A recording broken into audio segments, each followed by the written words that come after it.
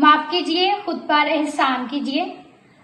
हम रोजाना दुआए रब्बानी पढ़ते हैं और दुआए रब्बानी में हम इन अल्फाज को दोहराते हैं कि जिस तरह से हम अपने कसूरवारों को मुआफ करते हैं तू भी हमारे कसूर हमें मुआफ कर।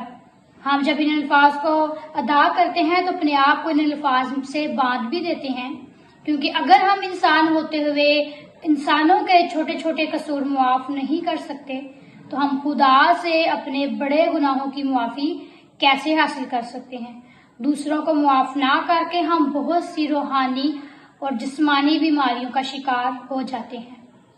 गुस्से और नफरत की आग में हर वक्त जलते रहते हैं और दूसरों से बदला लेने के बारे में सोचते सोचते अपनी जिंदगी का बहुत सा टाइम जो बहुत कीमती होता है और अपनी एनर्जी जाया करते रहते हैं, और इस तरह से हम खुदा की नजर से भी घिर जाते हैं और उससे दूर हो जाते हैं। बतौर मसीही होते हुए मसीह के हुक्मों पर अमल करना बहुत ही जरूरी है, क्योंकि यीशु मसीह हमारे लिए एक आइडियल हैं, क्योंकि उन्होंने जो कहा वो करके भी दिखाया। यीशु मसीह ने अपने आखिरी वक्त पर जब वो सलीब पर थे उन्होंने कलमात अदा किए, और उन कलमात में से एक कलमा माफी का था जिसमें उन्होंने कहा कि ऐ बाप इनको मुआफ कर, क्योंकि ये नहीं जानते कि क्या करते हैं। जब यीशु मसीह खुदा होते हुए वो इंसानों के गुनाह मुआफ कर सकते हैं जिन्होंने उसको दुख दिए, उसको तमाचे मारे, उसके मुंह पर थूका, उसको तंग किया, उसको सलीब पर चढ़ा दिया, जब वो इंसानों के कसूर मुआफ कर सकते हैं तो हम क्यों नहीं।